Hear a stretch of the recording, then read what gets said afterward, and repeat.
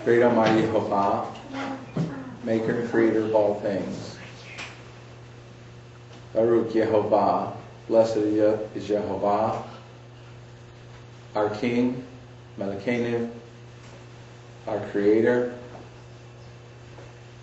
and our Elohim, Eloheinu.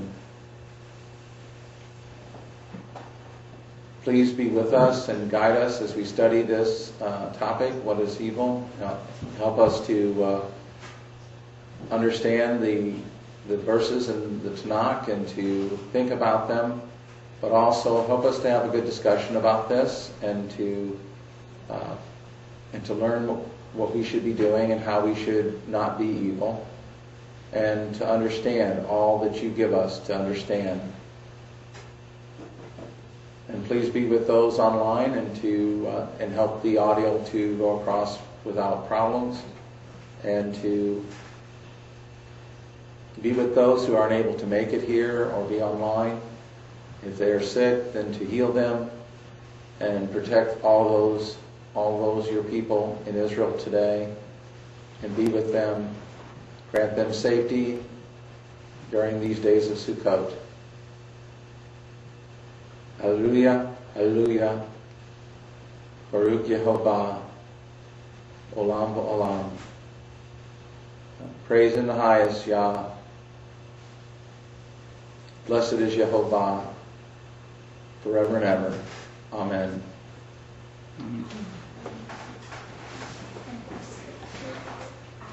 All right, everybody still here online? All right, good. All right, we'll go ahead. I'm going to read from the paper, so I won't be seeing I won't see your comments. So if you have any questions, hold them to the end, and then I'll ask for questions, and then we'll go ahead and do that. All right. So, what is evil? Now, when I mention the word evil, exactly what comes to your mind.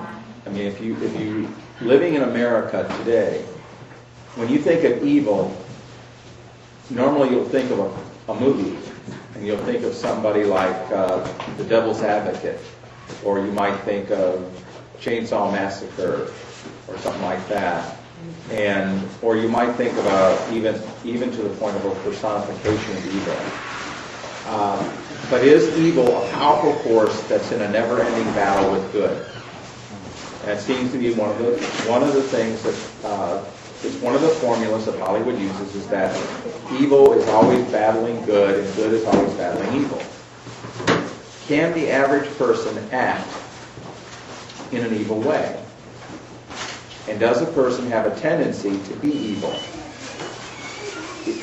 Is evil everything we imagine it to be?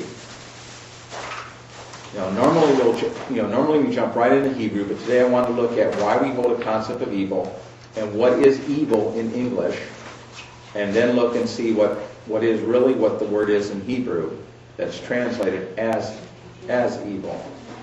So where does our concept of evil from? Well, the word evil in the Old English is Yethel. Now Yethel is Kentish, and the Kentish is Evel, meaning bad or vicious. Okay, and it lists the book here that it was actually written in, and then also some other places where it was used. Giving the word an original sense of, and also they're using it in here, giving it an original sense of uppity, overreaching the bounds, which slowly worsened. In Old English, as in other early Tunic languages, except for Scandinavian, this word is the most comprehensive adjectival expression of disapproval, dislike, and disparagement. Evil was the word of the Anglo-Saxons used, where we would use bad, cruel, unskillful, defective, harm, crime, misfortune, or disease. Thus, the meaning extreme moral wickedness was in Old English, but did not become the main sense until 18th century. The evil eye, and oculus malus, that's the Latin, was Old English, was Yefel. And so this is from Etymology Online. Essentially gives you an etymology. Etymology is any time you look at the history of a word. Okay, so we can see that evil, the evil we view and see today is not necessarily the meaning of the word it had in its origins. It was a sense of overreaching one's bounds in the way that they used it. The words that we would have used are similar would have been bad, cruel, unskillful, defective, harm, crime, or disease. So we see that the extreme meaning that we have today is from the 18th century forward. And Hollywood has capitalized on this to create even more extreme versions of evil. Yet we see that this word was not originally that way. So the worsening, if you would, of the meaning of evil, in other words, making it worse, happened over a period of time. So what is evil in Hebrew, and what does it mean? And does it reflect our current English view of the word, or does it have a different meaning than we're used to? The word translated as evil in Tanakh is Ra, or there's actually a an in here, and so it's probably like a very soft G sound in it. It's referenced 7451 in the Brown Scrivener's Brig and found on page 948. And it is an adjective as well as a noun. And we'll look at each one separately, and they're both from the root resh ayin. So if you're looking that up in Hebrew. The first verse we're going to look at this is Bereshit 6. That's Genesis 6, verse 5. And this is the account of Noah. And it says, Jehovah saw how great was man's wickedness. And the word actually here, instead of wickedness, the word here is evil. It's ra'ah. And this is the other word we're going to be looking at. This is the feminine version. On the earth, and how every plan devised by his mind was nothing but evil, ra, all the time. What was evil in men? Let's look at verses 11 through 13. So this is where it talks about what evil was. The earth became corrupt before Elohim. The earth was filled with lawlessness. Actually, the word here is violence. The world was filled with violence. That's 25:55. And so if we look that word up, 25:55, which I'll do here real quick. We look that up because I want to give you the reference number. I'll give you the word for that because I didn't write it in the paper originally. 25:55. Oh, keep going. All right, here we go. 25:55, which is Amah.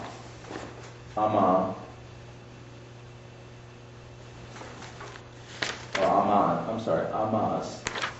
Okay? And that's a masculine noun which means violence, and it's from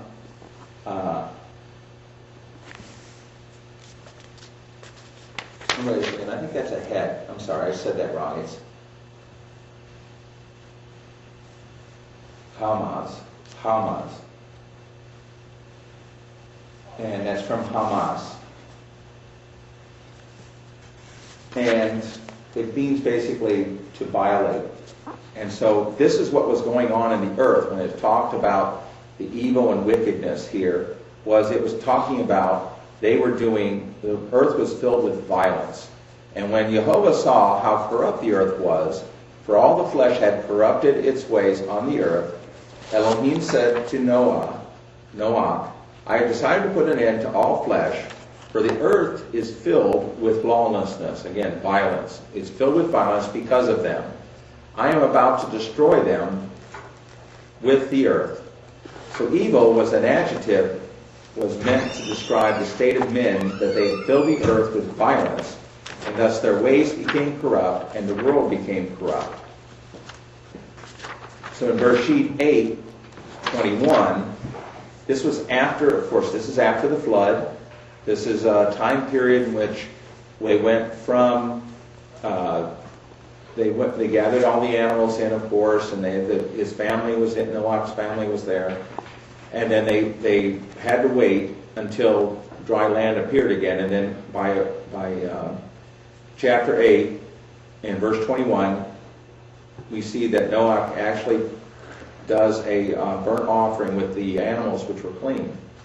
It says, Jehovah smelled the pleasing odor, and Jehovah said to himself, never again will I doom the earth because of man, since the devisings of man's minds are evil from his youth.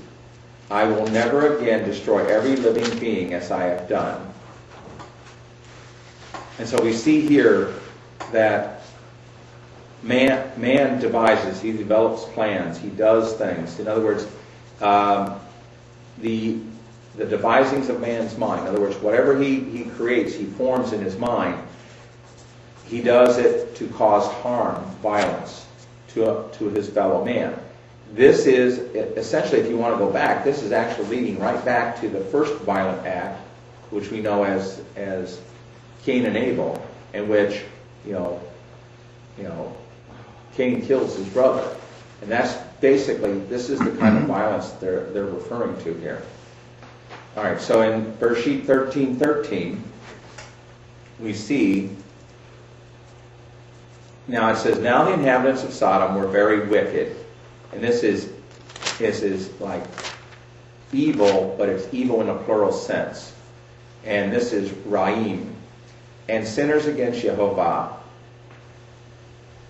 Okay, and if you remember the story of Sodom, they would abuse strangers, thus harming them or doing something bad to them. As we go back and looking at that, the evil done is essentially is violence. But we'll look more at this a little bit later.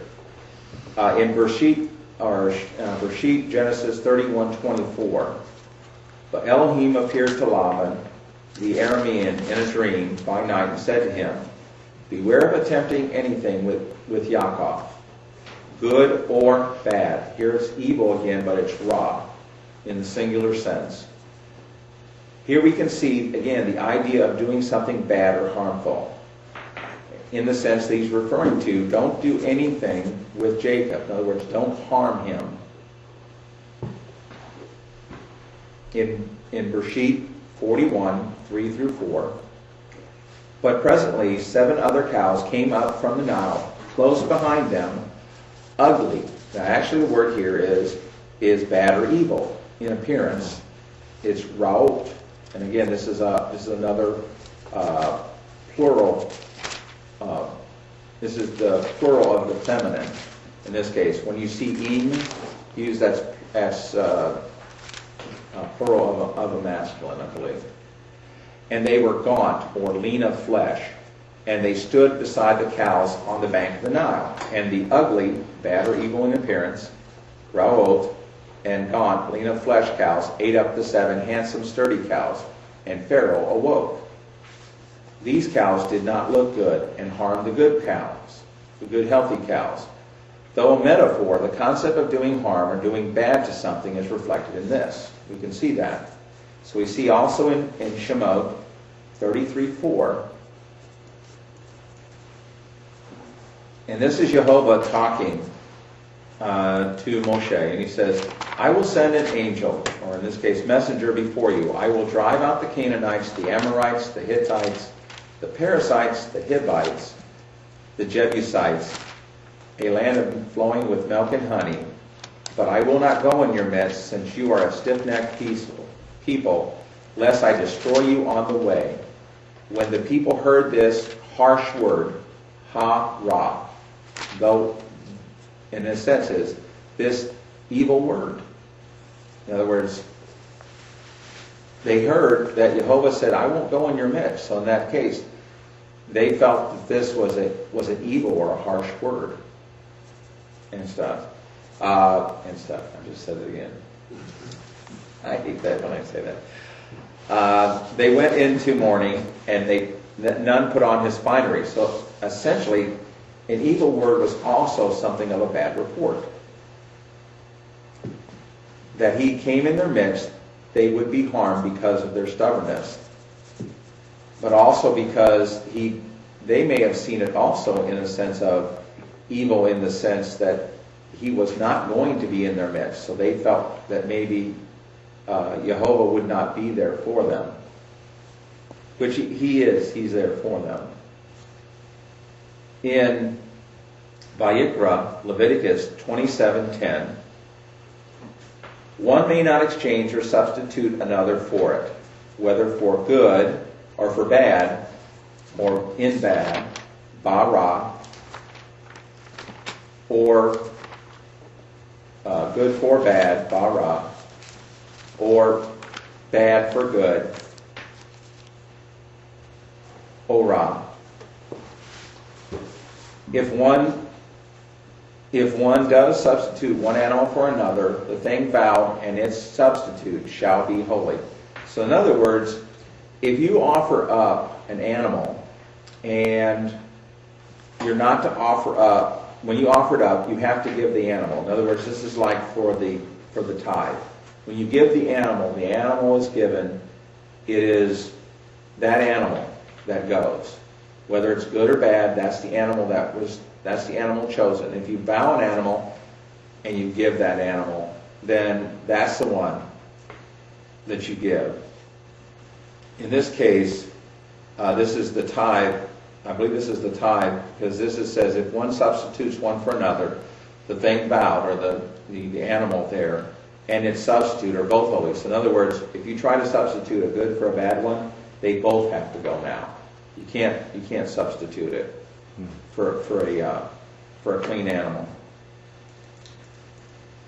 So let's look at evil in the sense of a spirit. Now there is a in Shemuel Aleph 16, which is 1 Samuel, in verse 14, what we see is we'll see an evil spirit.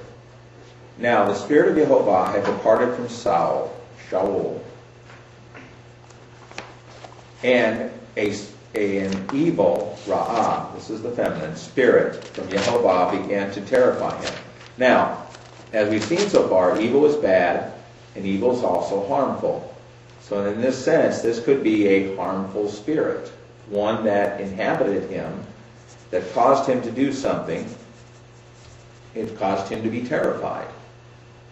Saul's courier said to him, an evil Ra'ah spirit of Elohim is terrifying you. Now notice, here is an evil spirit of Elohim and stuff. So evil in the sense that we think of, Jehovah creates evil. And so this spirit came from him. It was sent to terrify Saul. It was meant to chastise him, if it would, because Saul was not a king that was following Jehovah. Let our God, our Lord, and this is Adon. Let our Adon give the order, and the couriers and attendants will look for someone who is skilled at playing the lyre. Whenever the evil Ra'ah, spirit of Elohim, comes over you, he will play it and you will feel better. So we see here is that they're trying to find someone to play something that would soothe him. So when this spirit would come over him, it would essentially, I guess in a modern sense, it's almost like he became extremely nervous and such. What would this spirit cause him to do? Now we see this in Shemuel Aleph. I didn't put the Aleph here. 18, 10 through 12. And it says, on the next day, an evil, Ra'ah, spirit of Elohim gripped Shaul, and he began to rave in the house. So here he is, he's raving. He's basically yelling and shouting. He's going through his house. While David was playing the lyre as he did daily. So here's David. He's playing the music to try to calm Shaul. Shaul had a spear in his hand, And Shaul threw the spear, thinking to pin David to the wall. But David eluded him twice. So he tried 2 times to basically spear David while he was playing. Shaul was afraid of David, for Yehovah was with him and had turned away from Shaul. So here he sees that David is his potential rival for the throne, because the people are talking, that they're talking about David, and he's he sees that Jehovah is not with him now. And actually, Shemuel told him that he would not be with him. In Shemuel 19, I believe that's 1 Samuel 2 also. It's 1 Samuel 19, 9 through 10. Then an evil Ra'ah spirit of Yehovah came upon Saul while he was sitting in his house with his spear in his hand. And this is the second time he actually tried to do this. And Shaul tried to pin David to the wall with the spear, but he eluded David, so that he drove the spear into the wall. David fled and got away.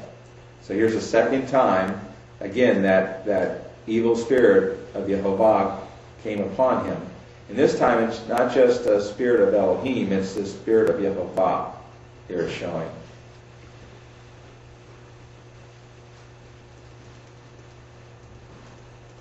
All right, and then we go back to Bereshit for a second. It's Genesis 26, verses 27 through 29. And Yitzhak said to them, "Why have you come to me, seeing that you have been hostile to me and driven me away from you?"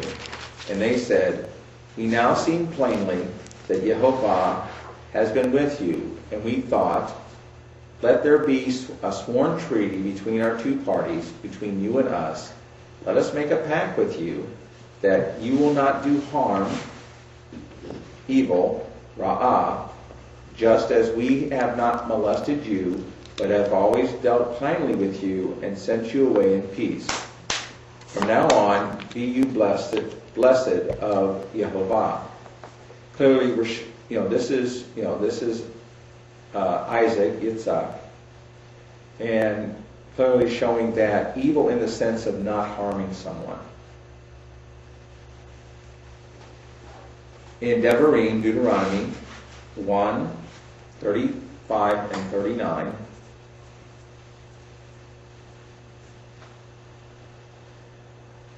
not one of these men, this evil generation, this is Ra'ah, shall see the good land that I swore to give to your fathers. Moreover, your little ones, and this is in 39, that skips down to 39. It says, "Moreover, your little ones who you said would be carried off, your children who do not know yet good from bad, good from evil, Ra, they shall enter it, and to them I will give it, and they shall possess it." So here we have, in 35, he's telling them, because their refusal to go up to the land, he's calling them an evil generation in this sense. And that because of the evil report that these men gave, none of these men of this evil generation shall see the good land I swore to give to your fathers. And then later, because they had said in their talk about not going up, they said that lest our children would be carried off. In other words, they're going to go up to these giants, and these giants are going to come down, they're going to carry off all of our children. We won't have children. He says, well, moreover, because your little ones, you said, would be carried off, your children who do not know yet good from bad, they shall enter it. In other words, he's giving the land, what was originally to be given to the adults of this generation, he gave to the children, and they would possess it. And so the action of this generation was bad. It brought harm to the people.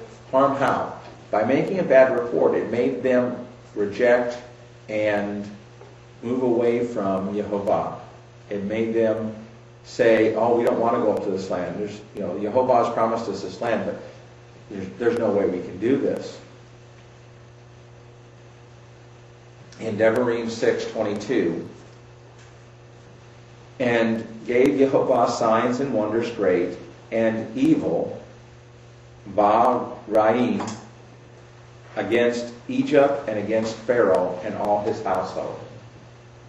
Devarim 6:22. And see, we see here that Jehovah did signs great and evil. He did harm. Remember, what did he do with the plagues? He turned the water of the Nile into blood, making it undrinkable for them, causing them harm. That in turn were frogs, and those were all over the land and caused them problems. Then the flies from the frogs. He goes and sometimes I get these out of order. He also did the lice. He also did the hail, which upon contact with the earth, it appeared to be like fire. But also that hail destroyed all their crops. And whatever the crops did not get destroyed with, the locust was sent to take care of the rest. There was pestilence for both man and animal, boils. There was the darkness over the land where they couldn't see. And then finally there was the 10th plague, which was essentially the killing of the firstborn. All of these things are harm, or in some cases, even violence that he did against Egypt.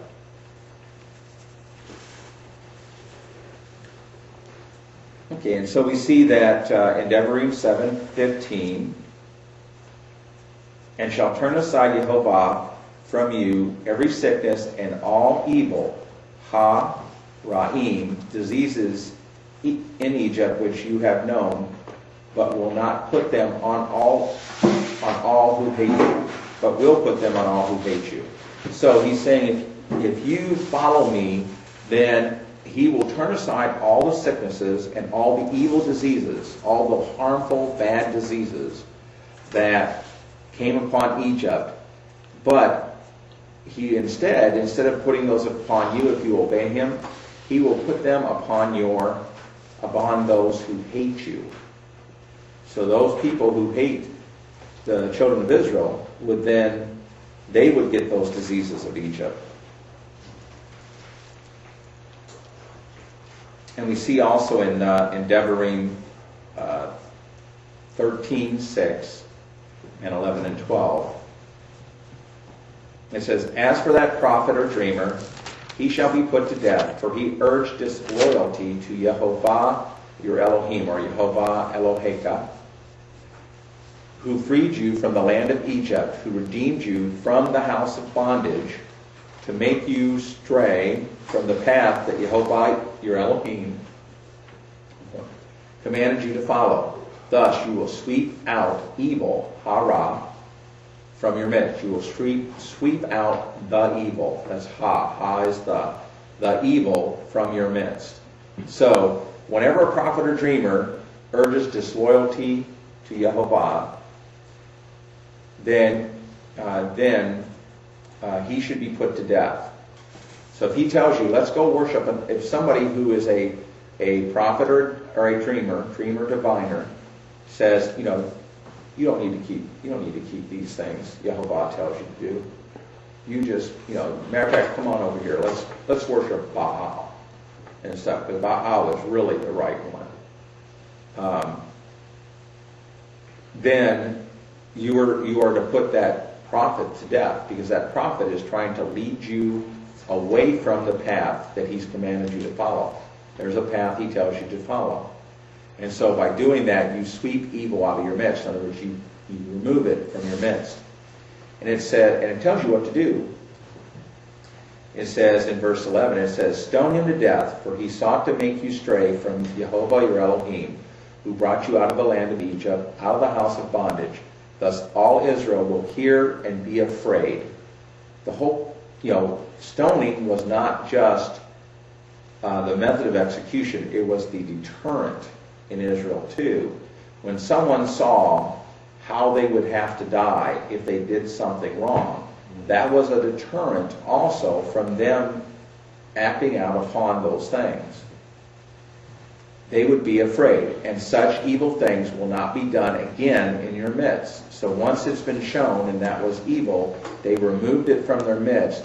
The people would recognize, hey, you know, John, Bill, George, Fred, whoever, Susie, over there, he did something bad.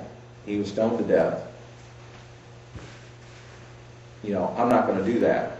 It kind of impressed upon him a lesson. In Devarim 17:2-7,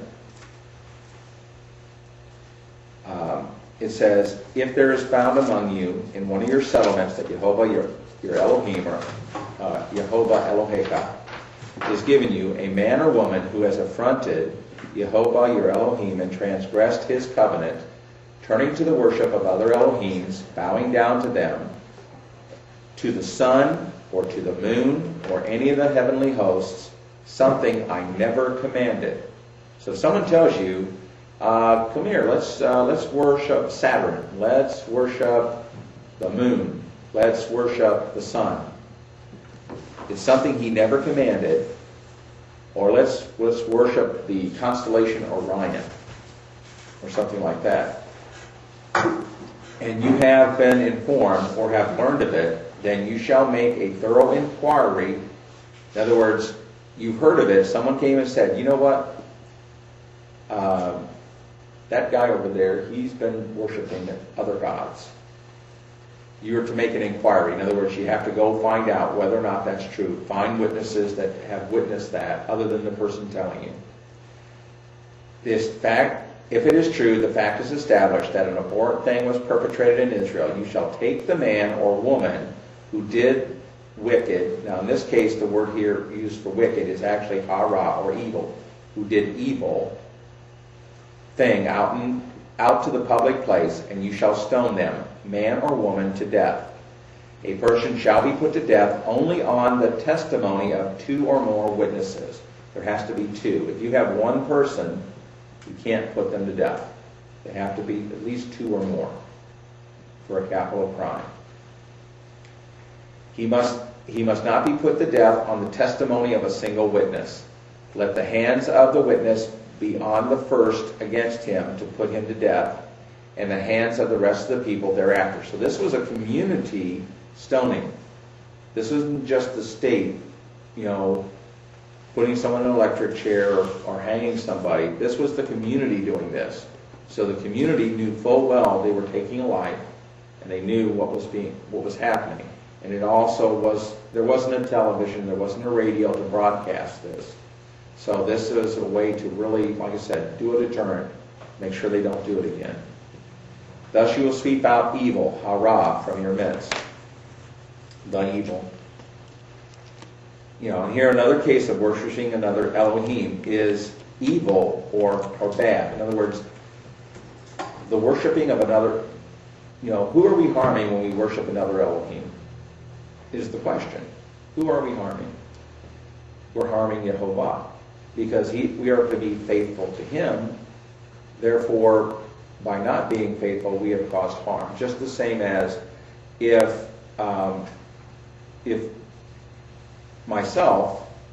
went out and I slept with a married woman, then I would be causing harm actually to 2 people. I would be causing harm to my wife, but also harm to the man whose wife that was.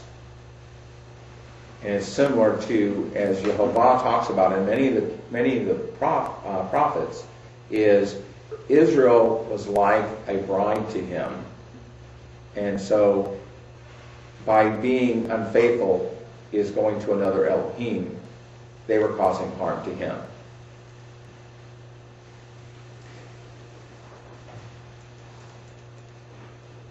Okay, in Devarim 19:16-20.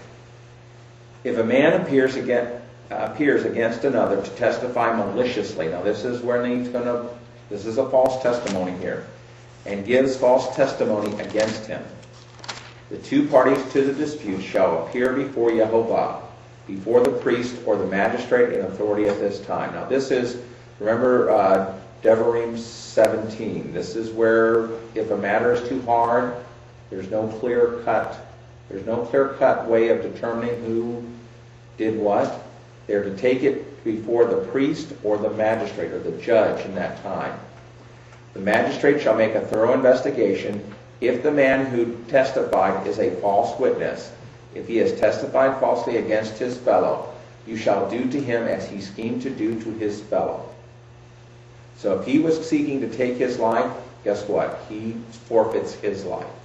If he was going to take property that did not belong to him, then he would lose property. Thus you shall sweep out the evil, hara, from your midst. Others will hear and be afraid, and such evil things will not be done again in your midst. In Devarim 21, 18 through 21, yes, Devarim 21, 18 through 21,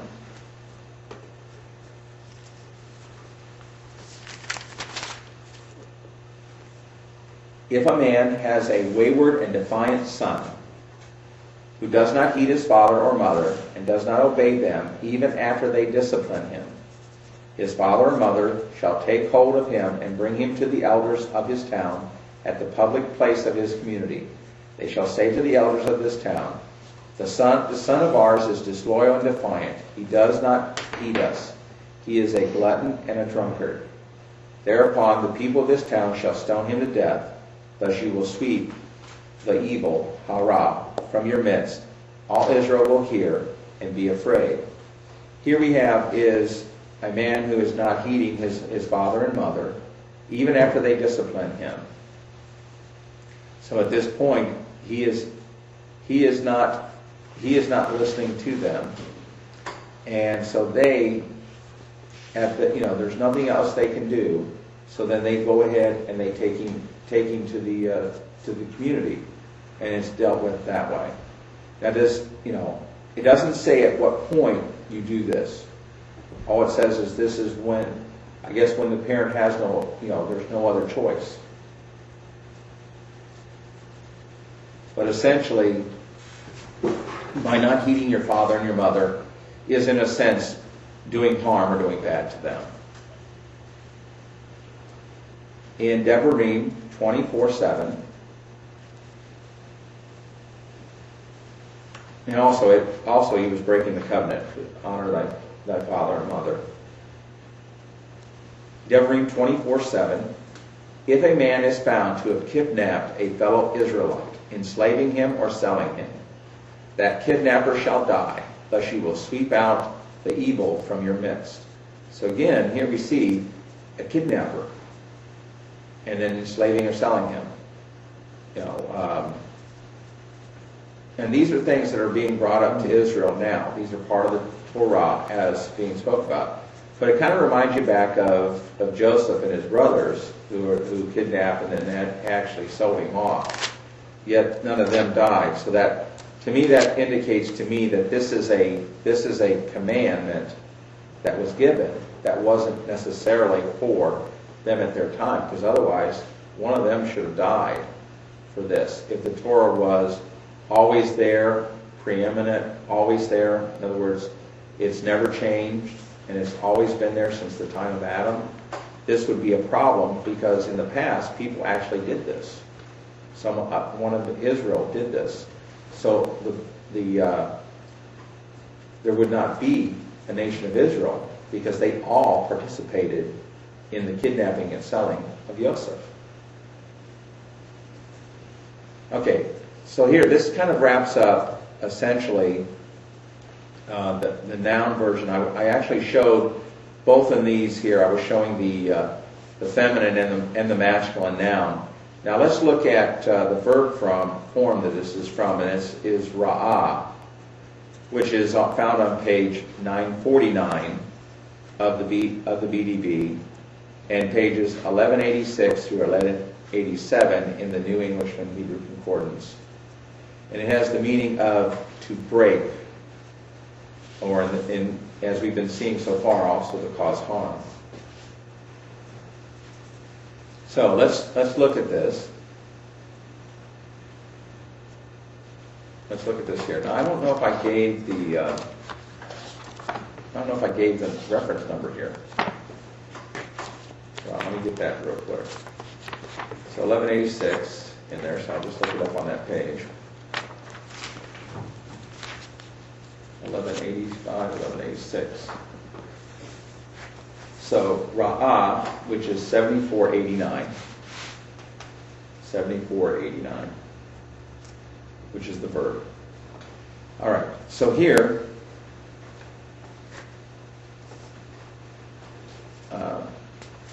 here we see in Yirmiyahu, we say, see here in chapter 11, 14 through 17, it says, "As for you, do not pray for this people. Do not raise a cry of prayer on their behalf. For I will not listen when they call to me on account of their disasters." This is like evils, their evils. Ra'atam, which is 7451, which is another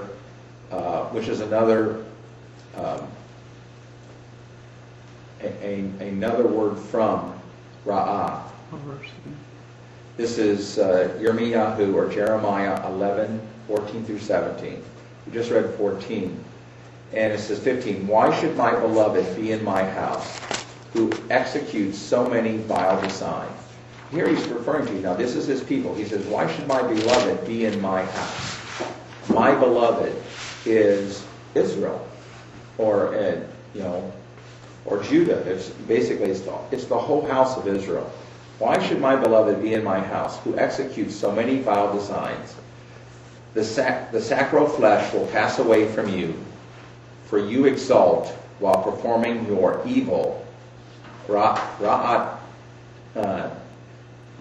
ra'ateke deeds." So in other words, the offerings will pass away from you.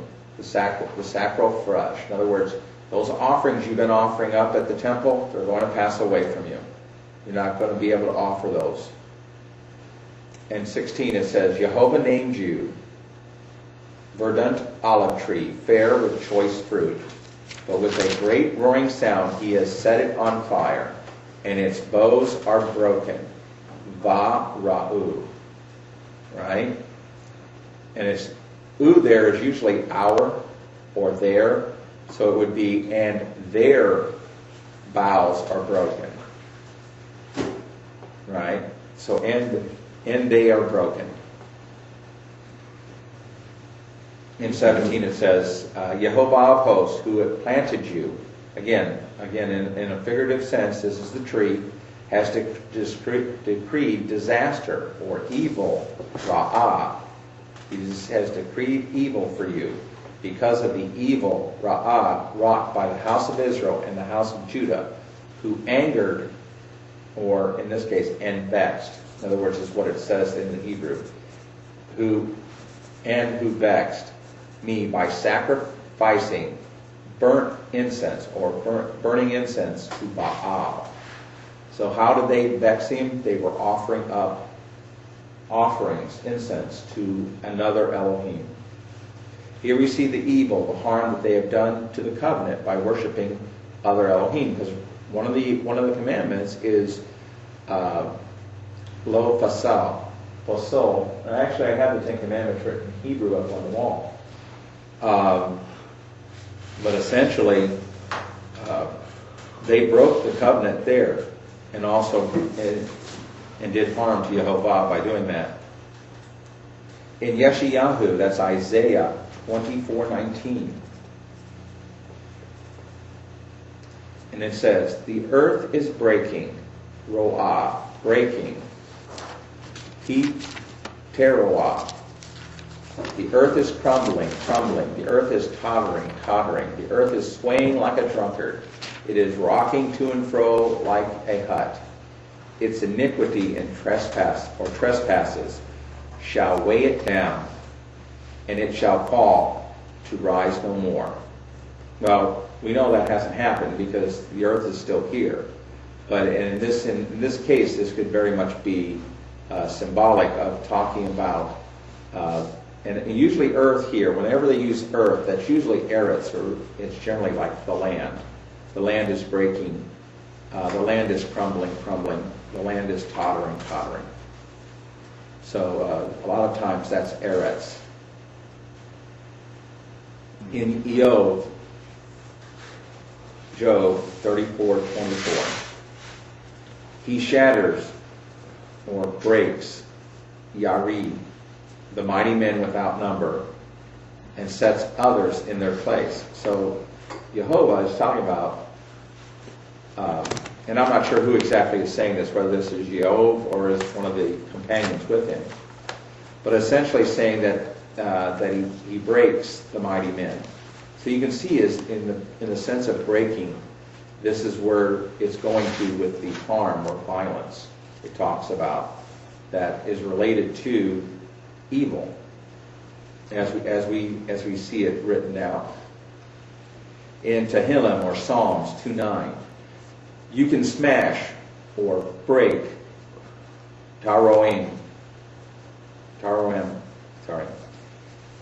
them with an iron mace, shatter them like a potter's ware. Again, the word being used here is break.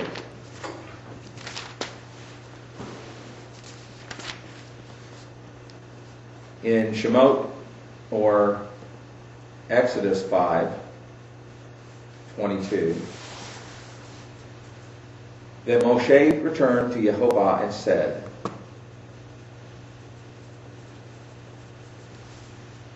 "O Yehovah, why did you bring harm upon this people? Tare ota." So here we see a plural. It's a plural. The plural here, and why you brought harm to this people? Why did you send me? Ever since I came to Pharaoh to speak in your name, he has dealt worse. He has dealt hara, the evil, with his people, and still you have not delivered your people. Remember, this was where he actually went to Pharaoh and said, basically, let our people go. And Pharaoh said, well, I do not recognize him, and okay, you guys are lazy, so why don't you go out and gather your own straw? And so the people came back and basically talked to Moshe and said, you've done ill by us. And here's Moshe speaking to Jehovah and talking to him, asking him why he has dealt evil with his people. In Bamidbar 11:11, and that's Numbers 11:11, and Moshe said to Jehovah, why have you dealt ill, Tareot, with your servant? Okay, hold on. I'm lost.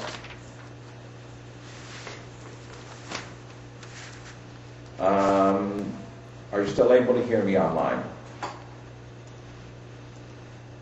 Are you able to hear me now? Is the mic back?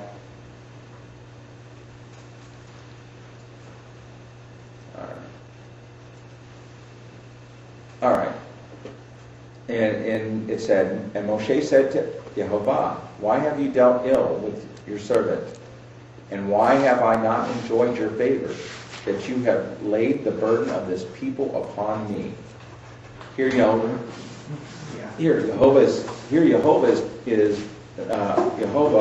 has made Moshe essentially the head of these people. And had Moshe lead them out. And Moshe is feeling the pressure of leadership here now. He's essentially, the people are complaining against him and against Jehovah, and he is, as anybody, sometimes you get tired.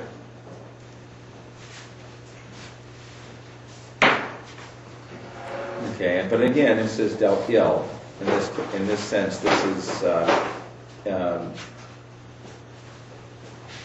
again, it's essentially like break, but they use it in this case for ill. Why have you dealt in a way to break with your servant? Bamidbar 16:15. Moshe was much aggrieved, and he said to Jehovah, pay no regard to their obligation. I have not taken the ass of one of them, nor have I wronged Hire Oti, any one of them. So here he's saying, I haven't done anything wrong to them. I haven't broken with them, or I haven't, in this case here, this is the verb that essentially they derive the word evil from in Ra. This is Ra'ah.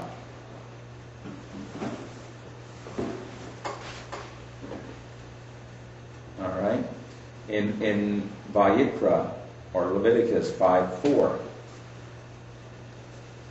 Or when a person utters an oath to bad or good purpose, la hara, whatever a man may utter in an oath, and though he has known it, the fact has escaped him, but later he realizes his guilt in any of these matters.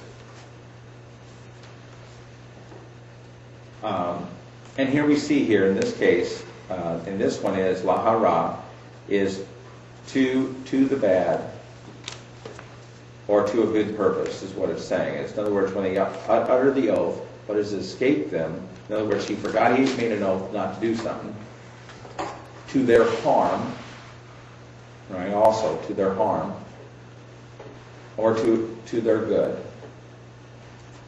Okay, so we see the word is again used in supporting the idea of the meaning of evil as used in Tanakh as causing harm, hurt, or doing bad. There's another masculine noun related to the same verb, which is ro'ah, and that's 7455 and found on page 941 in the BDB. It is also translated as evil in the Tanakh, but it has the same general meaning. It is found mostly in Yirmiyahu. So this one masculine noun is used primarily in Yirmiyahu as ro'ah. And we saw this, we used some of these earlier. And it looks like in many cases it's also translated to mean wicked, which we know wicked is actually wicked is a different word. Actually, I haven't done with it yet, but wicked as an adjective is actually rasha. So in this case here, you'll see that just because you look for a word, if you do a word search in Tanakh, and you search for a word, sometimes that word is not necessarily the word that's in the Hebrew. So that's why it's very important to try to look at what the Hebrew words are underneath these words. You said page 941 for 7455? 7455, 941 in the BDB, is that correct? Or? I don't see it there. Okay, hold on. No, here, 7455. I think I had that one. Maybe not. Let me make sure. Maybe I could find it for 7455.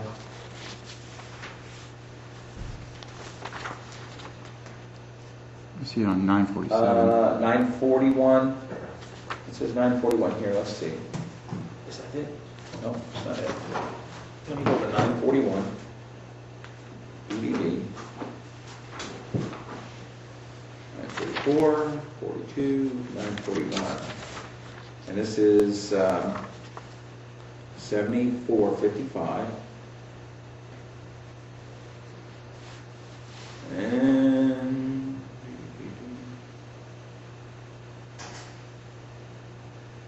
you're right. Page 947 probably.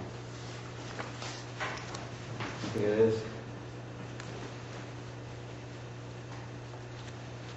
Found a misprint. 7455. Okay, well, let's look in the index. 7455. Usually those things are pretty accurate with each other. 944. That's what it is, 944. 944. So I'll have to correct that in the paper. Go through and look at that. And that is 7455, which actually points to a different page. 7455. To 947. Yeah. it looks like it is,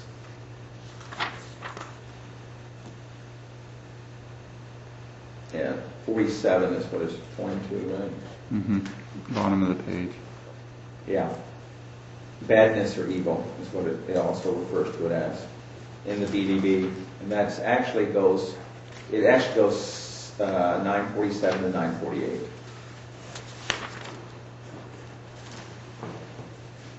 Okay. So let's look at Yirmiyahu 4:4. And it says, "Open your hearts to Yehovah.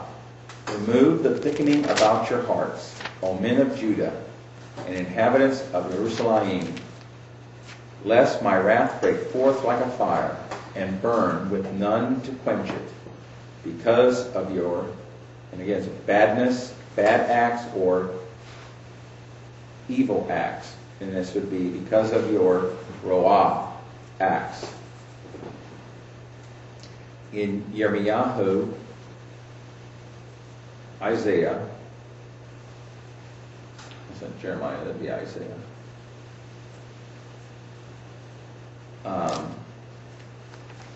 21:12. Oh, wait a second. That's not Isaiah. Yirmiyahu. What am I thinking? Yirmiyahu is Jeremiah. Sorry, honey. You're right. I'm wrong. I'm not thinking here. Sorry about that, folks. 21:12.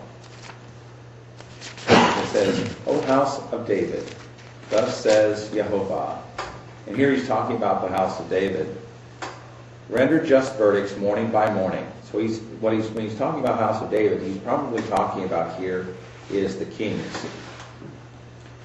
"Render just verdicts morning by morning. Rescue him who is robbed from him who has defrauded him.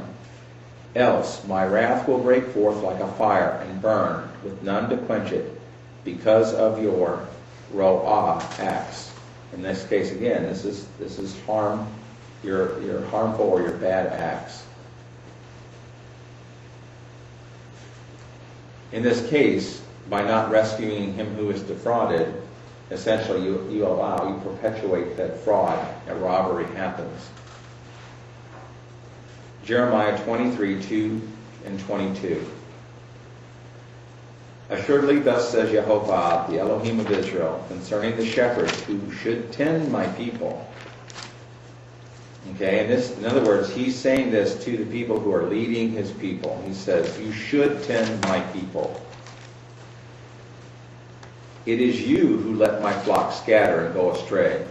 You gave no thought to them, but I am going to give thought of you for your," and it says wicked here, wicked acts, your bad or harmful acts, declares Yehovah. So your bad acts. "If they had stood in my counsel," this is 22, "let them announce my words to my people, and make them turn back from their evil," hara, that's 74:51, "ways and wicked acts," and bad acts or harmful acts.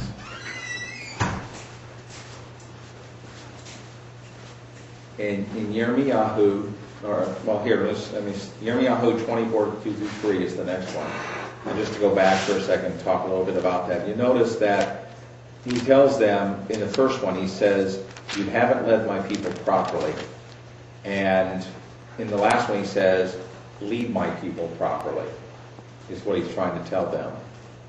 Announce my words to my people. In other words, read my Torah to my people. Show them where they're wrong. And so a person in leadership should show the people where they are wrong. In this case, this is the leadership of the leadership of Israel. Okay, so Yirmiyahu 24:2-3. Okay, and this is a vision here. It says, "One basket contained very good figs, like the first ripened figs, and the other basket contained very bad," Raul 74:51 figs, "so bad, meroah, they could not be eaten." So these were bad in the sense of it's talking about these figs. And Yehovah said to me, what do you see, Yirmiyahu or Jeremiah? I answered, figs. The good ones are very good. The bad ones, Vaharoah, 7451. The bad ones, very bad, Root. So bad, Meroah, they cannot be eaten. And so you can see, in this sense, when you're looking at these, when you look at figs, the figs here, if they're bad, they could do harm, because if a fig is bad, it could cause you to be sick or anything. But in this case, it's using it in the sense of bad, in that they are not good. In Yirmiyahu 25, 5-7, when they say, turn back everyone from your evil, ha-ra'ah, again feminine, ways, and your wicked, ba-meruah, your bad acts, that you may remain through the ages on the soil which Yehovah gave to you and your fathers. Do not follow other Elohim to serve them and worship them. Do not vex me with what your hands have made. So in other words, the idols you make with your hands, or the Ashtoreth poles too. I will not bring disaster upon you, but you would not listen to me, declares Yehovah, but vex me with what your hands made, to your own hurt or your own harm. Arah, 7489.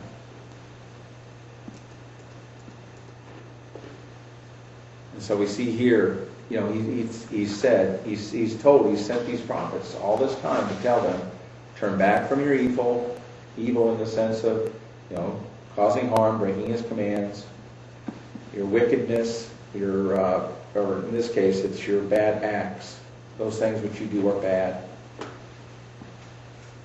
In Yirmiyahu 29:17, thus says Yehovah of hosts, I am going to let loose a sword, famine, and pestilence against them.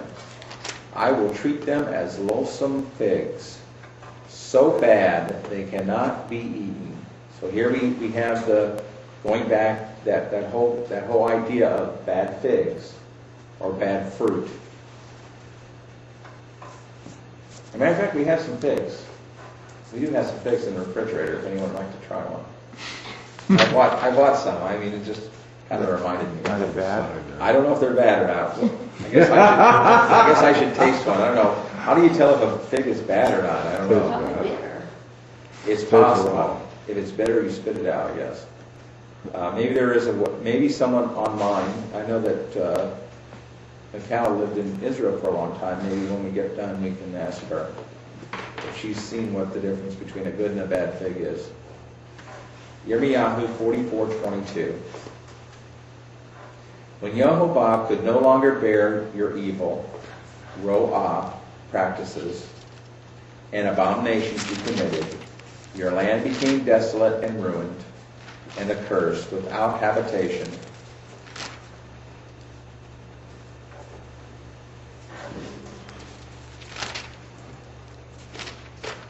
Okay, your land became desolate and ruined, and accursed, without habitation, as it still is the case, because you burnt incense and sinned against Yehovah, and did not obey Yehovah, because you did not follow his teachings, his laws, his exhortations.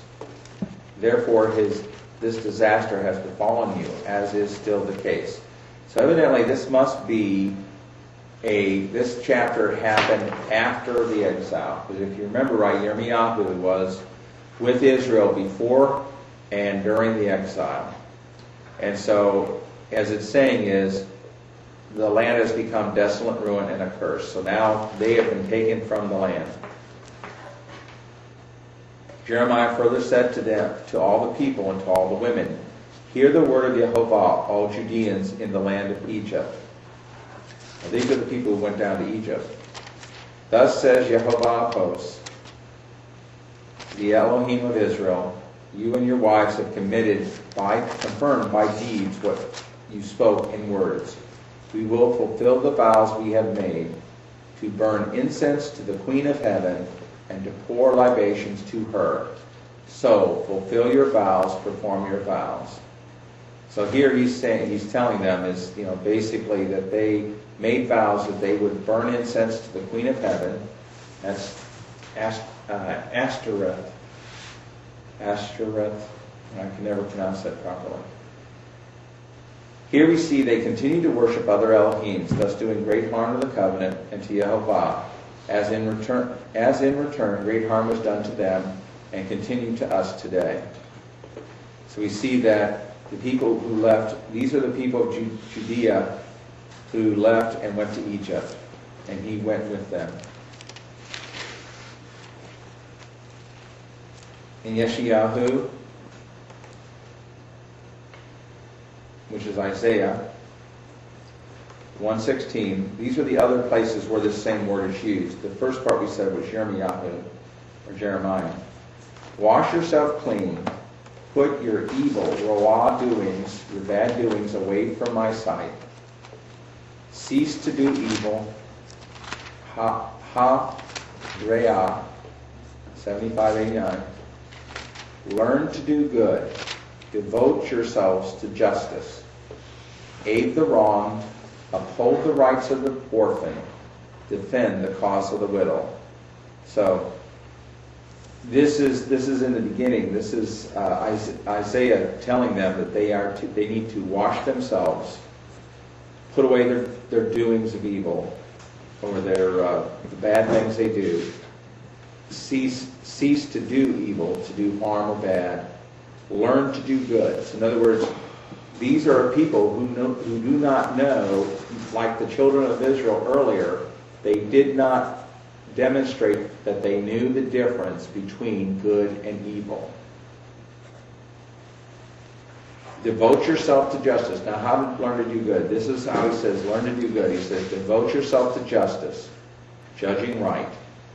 Aid the wrong. In other words, if someone's been done wrong, you help them. Uphold the rights of the orphan. In other words, if there's an orphan, you are to help them and you protect them. Feed them also with the third tithe, or the tithe of the third year, I should say. Defend the cause of the widow. In other words, if the widow needs defending, you defend the widow. Those are things to do good. Endeavoring 28:20, Yehovah will let loose against you a calamity, panic, and frustration in all the enterprises you undertake, so that you will soon be utterly wiped out because of your evil, doing in forsaking me. So by forsaking Yehovah, we are doing bad or harm. We are doing evil. Now we see it. We have seen that evil, in the sense that we know it today, is an extreme concept that has been built up to reflect a high level of badness, essentially. Yet we see that this Ruah, and Ra'ah all have a common meaning of badness, in that one is doing harm or hurt to someone or something. It does not minimize that what these practices are referred to by this, are something less than they are, which is an abomination to Yehovah, a hated thing. So when we do these things, they are a hated thing. Anything that breaks the covenant, causes harm to another, is equally bad in Jehovah's eyes. There is no degree of badness. In other words, well, you really weren't that bad. You just did a little bad. There is only one thing. He looks at it as either or. You're either doing good or you're doing bad. Which brings us back to the tree of good and evil, which is Tov Vara, good and evil. And that's Bereshit 2:9 through 3:22. The knowledge of Tov Vara, or good and bad, is something that we are all taught to distinguish between by Jehovah's Word. We are to know the difference and that we should do tov, or good. In this study, I've shown several examples of what is badness and what is the badness of our brothers before us. We should strive to do justice, defend the widow and orphan, defend the wrong. We need to keep His covenant and all that it covers by doing what He commands. Now, this also brings us to another concept, one that has been taught in the past by, especially by our rabbi brothers.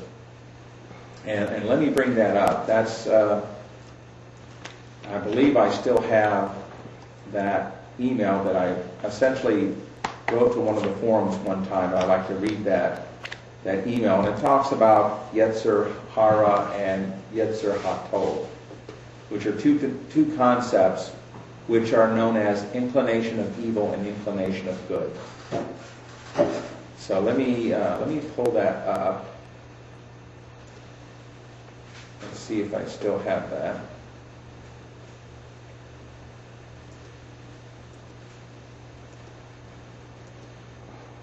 Okay, it's no longer in the sent file, so let's look on the Karaites.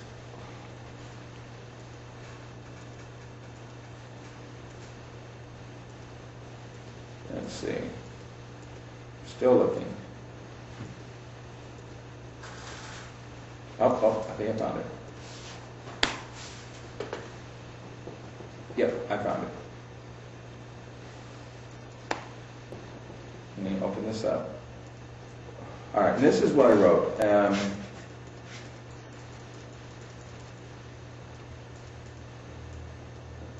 right, so let me read the original article that I wrote. It says, in terms in Hebrew, you're looking at here as Yetzer Hara, inclination of evil, or Yetzer HaTov, inclination of good, as the rabbis would use the word Yetzer. In some of my research into this, I found that this is outlined in Hasidic Judaism's founder, who wrote a book called Baal Shem Tov, Master, the Good Name. And from Wikipedia, which you can look at, Rabbi Yisrael ben Eliezer, who lived between August 27th of 1698 and May 22nd of 1760, is considered to be the founder of Hasidic Judaism. He was born in Poland and then died in Poland. He was a Jewish Orthodox mystical rabbi who is better known to most religious Jews as the Holy Baal Shem, or Der Heiliger Baal Shem in Yiddish, or most commonly the Baal Shem Tov. The name Baal Shem Tov is usually translated in English as Master of the Good Name, with Tov, good, modifying Shem, the divine name, although it is correctly understood as a combination of Baal Shem, or Master of the divine name, and Tov, a honorific epithet to the man. The name Beset, the acronym of the first letters of his name, Bet Shin Tet, is typically used in print rather than in speech. The appellation Baal Shem was not unique to Rabbi Israel ben Eliezer. However, it is Rabbi Israel ben Eliezer who has achieved near synonymity with Baal Shem, being as the founder of the spiritual movement of Hasidic Judaism. All right, so if we look at the top, we see that Yetzer's 33:36 is from the verb Yatzer 33:35. It's not going to be in the paper there. Which means to form or create. So Yetzer is the noun with that meaning. So it'd be like formation or creation, or formed thing or created thing. It's used only 8 times in the entire Tanakh. Yetzer is, and these are the verses in Genesis, Bereshit 6:5. Yehovah and saw Yehovah. Oh, wait, everybody gets there, because it's not on the tape or anything. Bereshit Genesis 6:5. And saw Jehovah that much evil, bad or harm, ra'at, the man in the land, and all creation, formation, yetzer, plans in his heart, only evil, bad, harm, ra, all the day. So here we have, essentially, I've kind of rewritten, based upon my understanding of the Hebrew, I've kind of rewritten this one verse to kind of reflect, and I'll read it again. And saw Jehovah that much harm, the man in the land, much harm, and all creation, creation or formation of plants in his heart, only evil, all the day long. So in other words, man forms plans in his heart or in his mind, and those are which is evil. It's not so much to be, it's reflected of the violence or the harm that he wants to do to another man. It doesn't appear to be that this is something that's in him, an inclination, but more of a thing where it is something he does. It's an action he takes. In Bereshit, Genesis 8:21,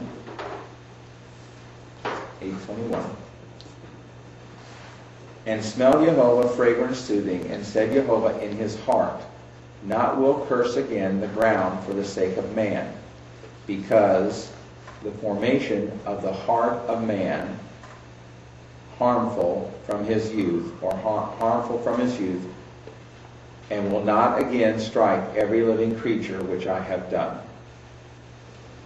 So here we see Jehovah recognizing the seat of emotion, not literally heart here. And it says, because of the formation or creation, the yetzer of the heart of man from his youth is to do harm. So when man thinks, he thinks of ways he can harm other men. In Deuteronomy, Devarim 31:21, it shall be when he has found him, ra'ut, evil or bads, harms or bads, multiplied, and diseases, and shall testify the song before him to witness, for not shall it be forgotten from mouth their seed, for I know the formation or the creation, and that's yetzer, which they make today before I bring them into the land which I have sworn. Okay, so in other words, when Jehovah's bringing the people in the land and they multiply the harm or bad and the diseases, then that song that he wrote would testify against him. And again, this is a formation or creation. In Isaiah or Yeshayahu 26:3, it says, the formation or the creation is placed, they keep absolute peace because of you. They trust. Okay, so this was kind of a hard one, because when I looked in the JPS, this is exactly not what that verse was saying. But when I looked in the Hebrew, it said that the formation or the creation, the yetzer, is placed that they keep absolute peace because of you. They trust. I put they in there because you trust. In other words, when you trust in Jehovah, then you create absolute peace. And that's what it's trying to say in the verse here. So here we have yetzer, you form. And when you look at yatzer, you'll see that this is from Jehovah, because Jehovah formed or created the man out of the dust of the ground. That's what yatzer is. And that's what this is from. Okay, now here we see Isaiah or Yeshayahu 29:16.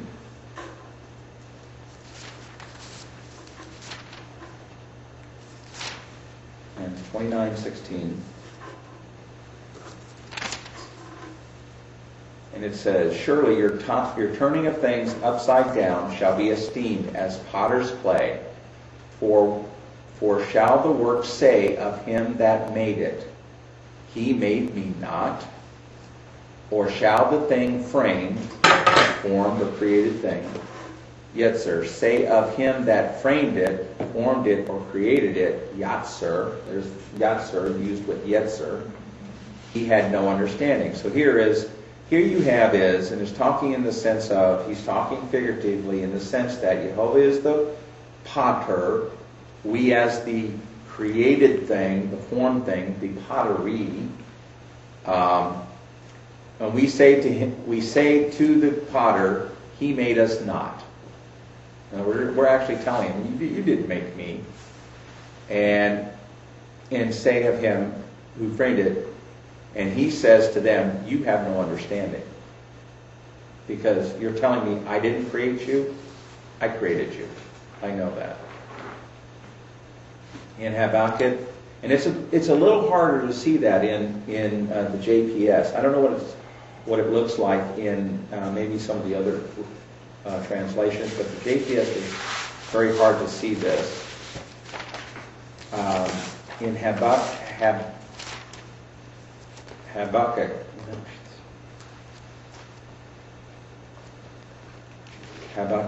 I believe that's what it is. 2:18. What profited the graven image that the maker thereof graven it, the molten image and the teacher of lies, that the maker, Yatzer, of his work, formed thing, created thing, Yetzer, trusted therein to make dumb idols. In other words, for the person who makes a formed or worked thing of his hands, what profit do they get from making a graven image and a teacher of lies? In other words, when they create this engraved image, they teach something around this graven image, and they make dumb idols. The idols don't do anything. So that's kind of where using the Yetzer concept there. And the last place last two places actually you usually find this is in 1 Chronicles. And the first place is chapter 28.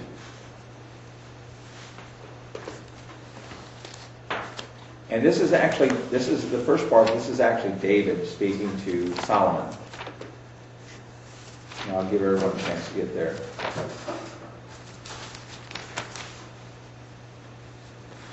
And thou, Solomon, my son, actually I forgot to take the these and thous out of this one, so apologize for this. Know thou the Elohim of thy father, served him with a perfect heart. Okay, 28:9. Okay. Served him with a perfect heart and a willing mind, for Jehovah searches all hearts, understands all the imaginations. In this case, the word being used here is Yetzer.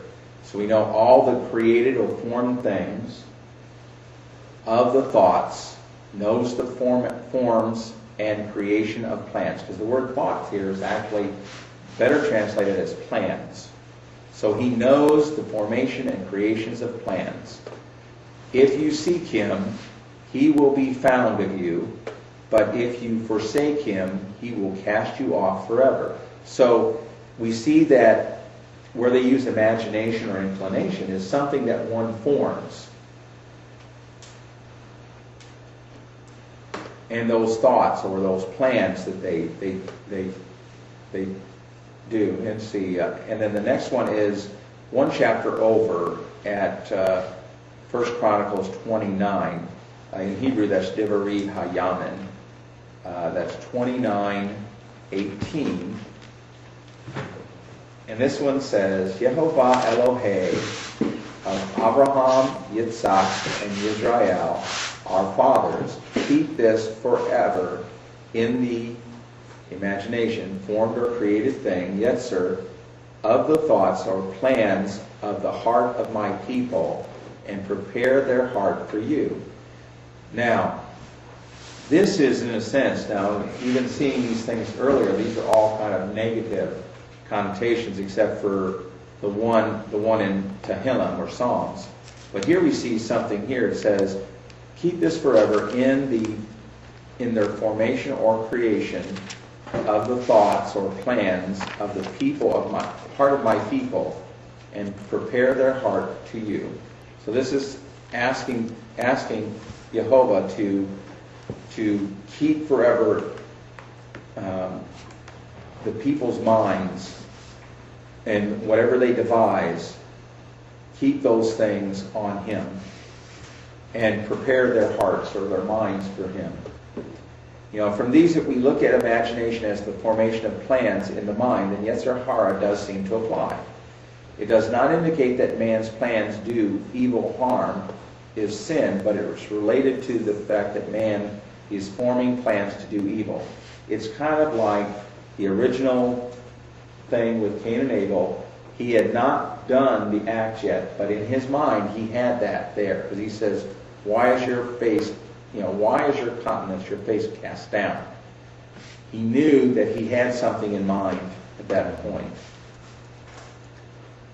All right?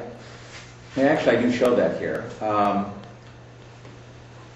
It does not indicate, it says, it does not indicate that man's plan to do harm or evil is sin, but related to that man is forming plans to do evil.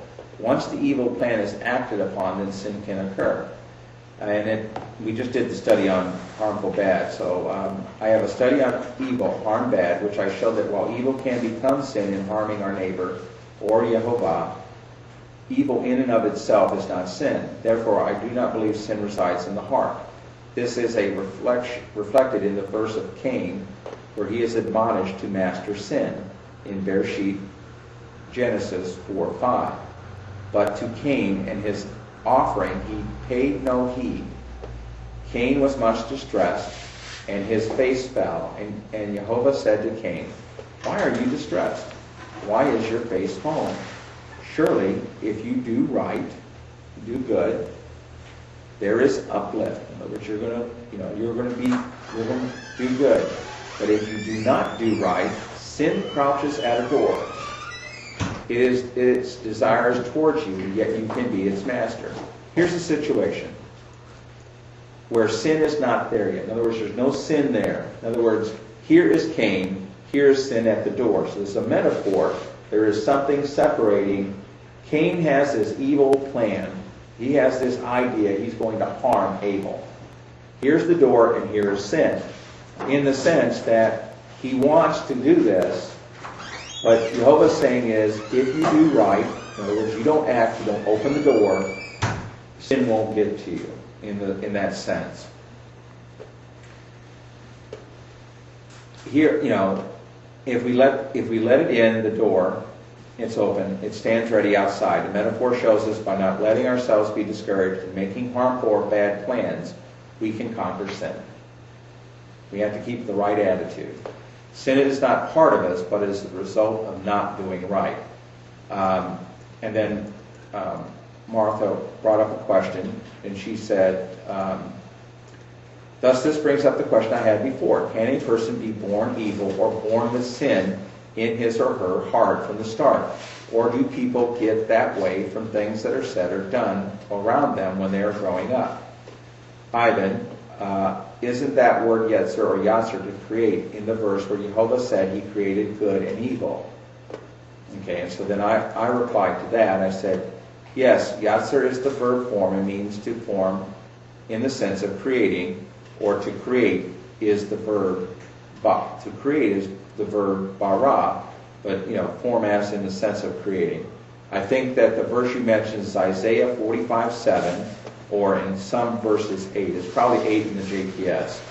Forming, or yotzer, from Yatzer.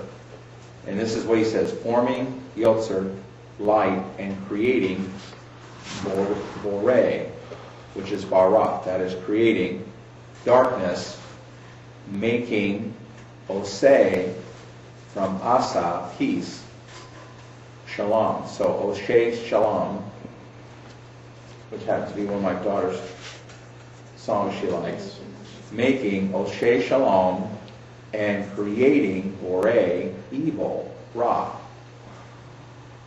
So it's, we see there that in this sense that when he's talking about that he created, he formed the light and created darkness. He made, or he makes asa, peace, and he created boreg, evil. Okay.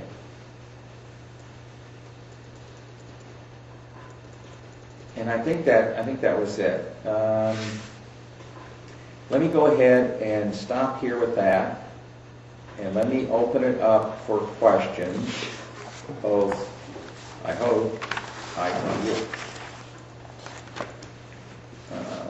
There we go. Pow Talk was acting up for a second. Does everybody still hear me online? Let's see. I wonder if it went down.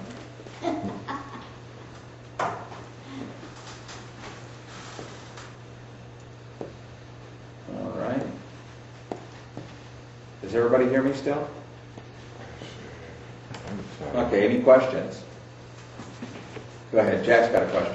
You know, earlier you said that Joseph's brothers should have been put to death for kidnapping Joseph and selling him into slavery, and that they weren't. And that, okay, any questions?